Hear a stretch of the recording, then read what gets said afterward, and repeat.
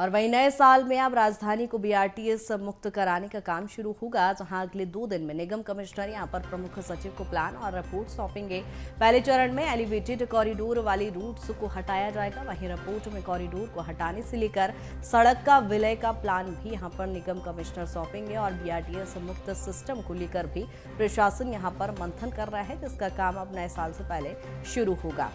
और प्रखर लगातार बने हुए हैं। प्रखर, जिस तरह से देख रहे हैं बीआरटीएस मुक्त कराने को लेकर लंबे समय से मांग की जा रही थी और अब उसका काम भी जल्द शुरू होने वाला है। जी हाँ, बिल्कुल। बीआरटीएस मुक्त करने की भोपाल में लगातार मांग उठती रही है और ऐसे में अगर बात की जाए तो प्रशासन का मंथन लगातार जारी है।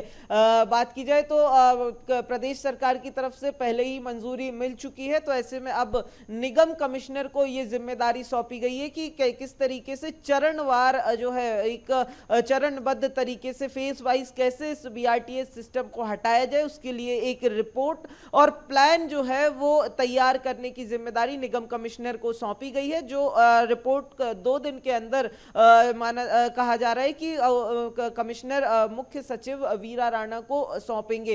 इस रिपोर्ट की अगर बात की जाए तो तमाम तरीके की चीजों का इस रिपोर्ट में जिक्र करने को कहा गया है, उनको ताकीद दी गई है निगम कमिश्नर को, जिसमें अगर बात की जाए तो किस तरीके से जो बीआरटीएस के कॉरिडोर हैं उनको किस तरीके से चरणवार हटाना है, इसको लेकर पूरा प्लान जो है वो तैयार करने को कहा गया है। वहीं अगर बात की जाए तो सबसे पहले जहां एलिवेटेड कॉरिडोर सैंक्शन हुए हैं उनको वहां से ये कॉरिडोर हटाया जा सकता है। चूंकि अगर बात की जाए तो पहले भी हम इस तरीके से देख चुके हैं कि 4 किलोमीटर का एक डेडिकेटेड कॉरिडोर पहले ही मेट्रो प्रोजेक्ट और एलिवेटेड रोड के कारण पहले ही हम अगर देखें तो एमपी नगर एक एरिया से हटाया गया है। तो ऐसे में अब माना जा रहा है कि जो दोनों ही तरफ, भोपाल के दोनों ही तरफ, चाहे हम होशंगाबाद रोड की बात करें या फिर दूसरी तरफ लाल घाटी वाले इलाके की बात करें, दोनों ही तरफ एक एलिवेटेड कॉरिडोर सैंक्शन है। तो ऐसे में माना जा रहा है कि पहले जो प्लान बनेगा उसमें पहले इन्हीं दोनों इलाकों से